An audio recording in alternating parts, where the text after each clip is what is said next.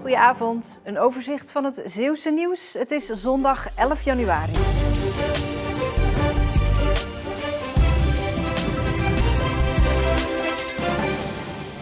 Door de invoering van de toegangspas voor de milieustraten wordt daar beduidend minder bouw- en sloopafval gebracht. Sinds 1 november kun je alleen nog met een pasje terecht bij de milieustraat. Het lijkt erop dat vooral de kleine ondernemers minder gebruik maken van de milieustraten, want zij horen hun afval niet naar de milieustraat te brengen. Ja, we merken dat we minder afval hebben. Puingrond, hout, dat soort sorteerbaar bouw- en sloopafval.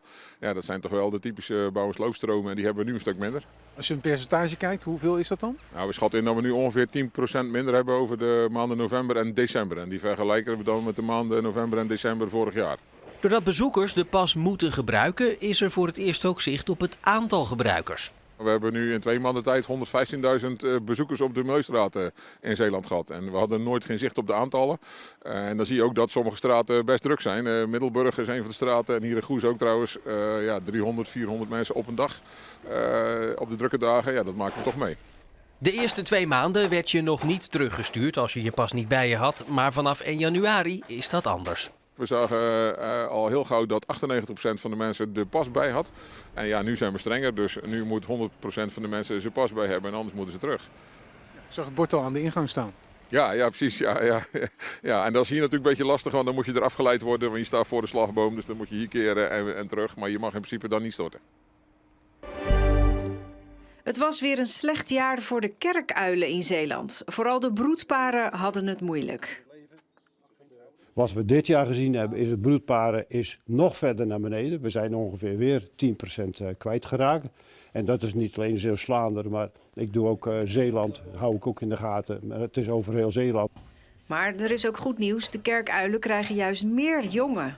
Waar we dus 2024 legsels hadden van 1, 2 eieren, soms 3. Nou, dan weet je dat er niet veel jong aanwas komt. Dit jaar 5, 6 eieren, 7 eieren. En, en dan gaat het snel natuurlijk, als je zulke legsels gaat krijgen. Er is dus nog hoop voor de kerkuilen in Zeeland, maar er zijn wel meer broedplekken nodig. We zitten vooral rond Axel, waar we nog wel wat gaten hebben. En rond Aardenburg. Daar zitten we ook nog wel, waar we nog wel kunnen gebruiken. Molenaar hoopt dat er in die kasten dan ook weer veel jongen komen, zodat de kerkuilenpopulatie verder aantrekt. Waar anderen op deze koude dag met een dekentje op de bank zitten, zoeken de leden van zwemclub De IJsbeer uit Paal juist de kou op. Het hele jaar door zwemmen ze in de Westerschelde en laten ze zich niet afschrikken door het weer. Het water was -1,5 graad en het is nu volgens mij 0 graden, lekker koud dus. De meeste zwemmers beschikken inmiddels over de juiste techniek. Het is vooral heel erg concentreren op je ademhaling. Dus als je in het water stapt, dat je gewoon blijft doorademen. En gewoon vooral daar je concentratie op houden. Dan lukt het. Dat klinkt simpel, maar toch doet niet iedereen het na. De meeste mensen verklaren me voor gek. En ik krijg bijna elke dag de vraag, maar vandaag ben je toch wel niet geweest? Ja, ook vandaag ben ik geweest. Je voelt je meteen energiek nadat je op die manier die dag bent gestart.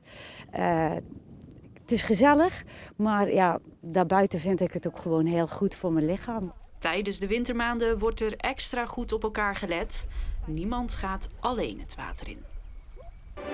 In de gemeente Rijmerswaal valt nog heel wat te winnen op het gebied van kunst en cultuur. Daarom hebben ze nu een cultuurcoach aangesteld. En dat is een nieuwe functie. En eigenlijk is een van mijn opdrachten cultuur toegankelijk maken voor iedereen in Rijmerswaal.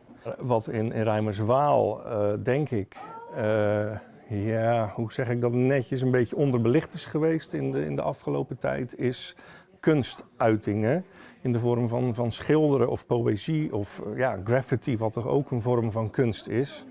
Waar heel vaak door een bepaald filter naar gekeken wordt. Maar toch is er behoefte aan om inwoners die willen dat ze wat zij maken, dat ze dat kunnen laten zien. En die ruimte die was er eigenlijk niet in de gemeente Rijmerswaal. Dat kan anders, meent hij. En de ambitie is er. Natuurlijk ben ik ook wel zo dat ik dat niet in mijn eentje kan bewerkstelligen. Maar ik zou het wel heel fijn vinden dat ja, ongeacht je achtergrond of je geloof of niet, mee kan doen aan iets wat cultuur raakt. En dat is denk ik mijn ambitie.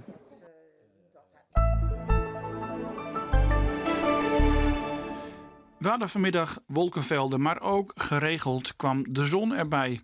Maar desondanks was het wel koud. De maximumtemperatuur die lag maar iets boven 0. Maar de gevoelstemperatuur kwam niet veel hoger dan -5. En dat kwam door de matige tot vrij krachtige zuidelijke wind.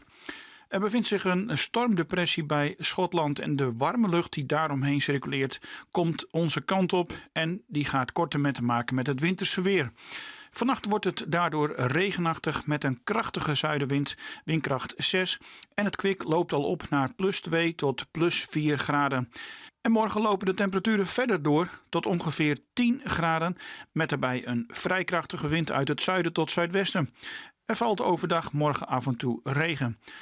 Ook de dagen daarna blijft het zacht met maximumtemperaturen rond 8 graden. We hebben overwegend grijs en bewolkt weer. En we hebben zeker op dinsdag en woensdag af en toe te maken met regen. Met het weer zijn we aan het einde van deze Zeeland Nu. Een hele fijne avond.